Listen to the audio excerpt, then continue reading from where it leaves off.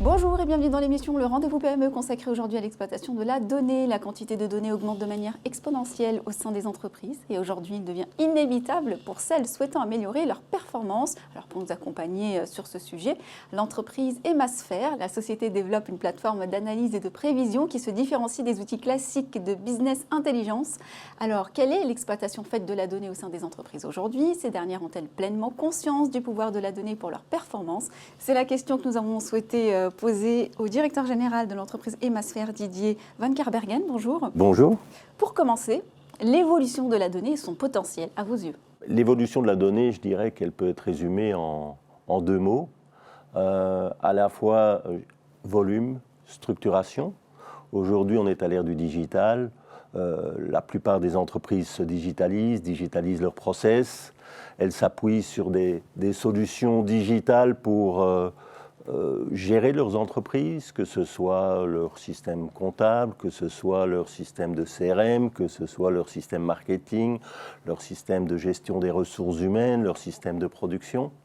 Et donc on a vraiment un volume de données croissant avec une opportunité d'exploiter cette donnée. Mais le gros problème, c'est que souvent cette donnée n'est pas structurée. De votre point de vue, face à cette évolution, comment vous voyez finalement l'exploitation de cette donnée, vous et l'entreprise Emasphère?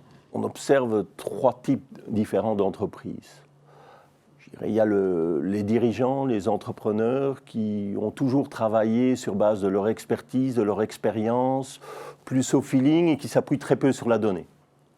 Ça devient de plus en plus rare, mais c'est encore une partie non négligeable.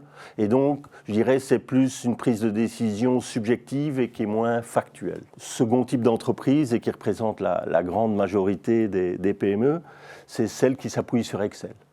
Excel est un outil qui existe depuis des années, qui présente plein d'avantages, mais malheureusement qui présente aussi beaucoup d'inconvénients.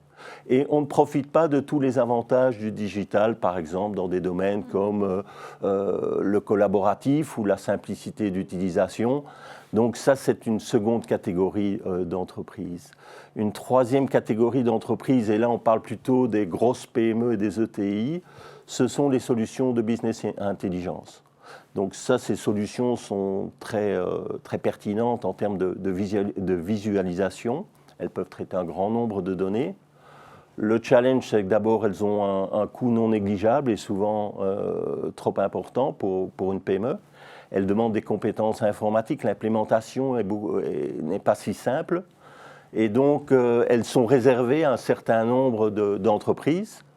Et puis, de nouveau, vous partez de la feuille blanche. Et puis, toute la partie, je dirais, ce que moi j'appelle applicative, qui vous permet, par exemple, de faire vos prévisions de trésorerie, de faire de la consolidation, demande de l'expertise technique, business.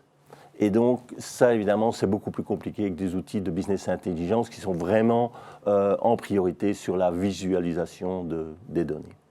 Du coup, de ce constat, vous avez modélisé une plateforme qui permet une meilleure prise en main finalement de cette donnée. Comment ça se présente concrètement? Emasphère, c'est vraiment une plateforme de tableau de bord de gestion et d'outils prévisionnels pour aider les dirigeants à mieux piloter leur entreprise et avoir d'une façon la plus immédiate possible la bonne information pour prendre la meilleure décision dans les meilleurs délais. Parce qu'il y a quand même souvent une question de temps. Alors comment on a fait? Donc la première chose, c'est qu'il faut récupérer la donnée. Et la donnée, elle vient en plus de différents systèmes. Il y a les systèmes métiers, il y a les systèmes comptables. Et donc, il faut pouvoir récupérer toutes ces données. Ça, c'est la première chose. Une fois qu'on a récupéré cette donnée, il faut la structurer. Et après, une fois qu'on a modélisé et qu'on a récupéré toute cette donnée, à ce moment-là, on doit fournir tous des rendus en termes d'analyse, avec des indicateurs de performance, avec des graphiques, avec des tableaux.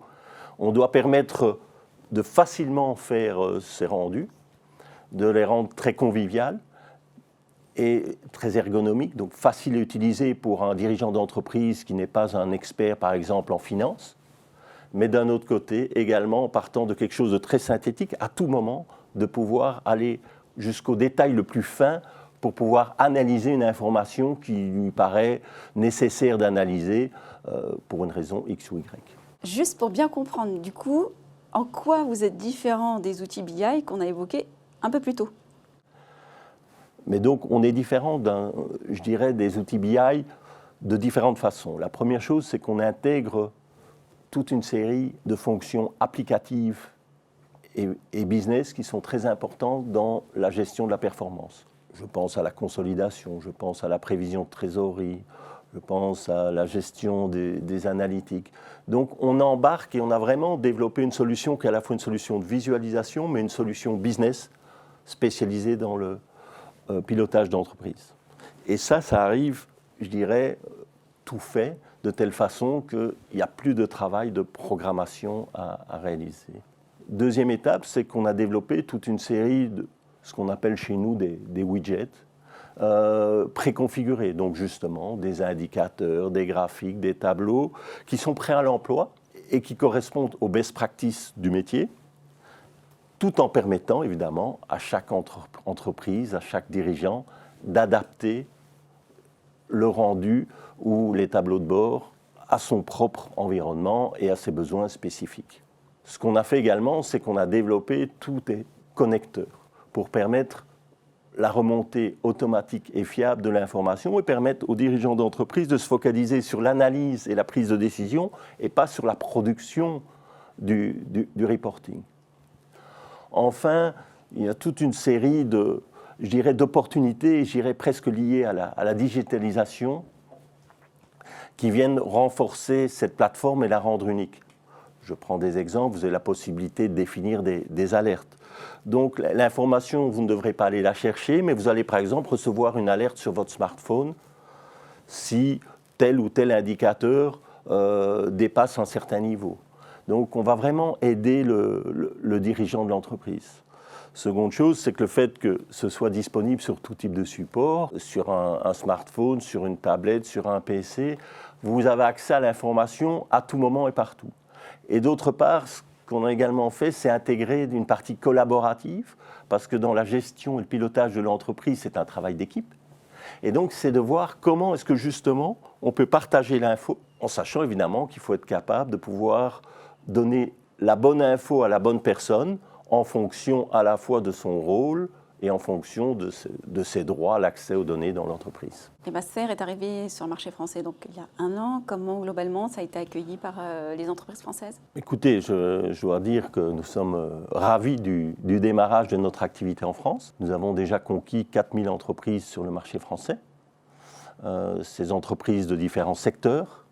Et le feedback que nous recevons de nos clients est extrêmement enthousiaste. Merci d'avoir été avec nous. Avec plaisir. Merci à vous de nous avoir suivis sur Le Figaro. On se retrouve bientôt pour un prochain numéro, le Rendez-vous PME.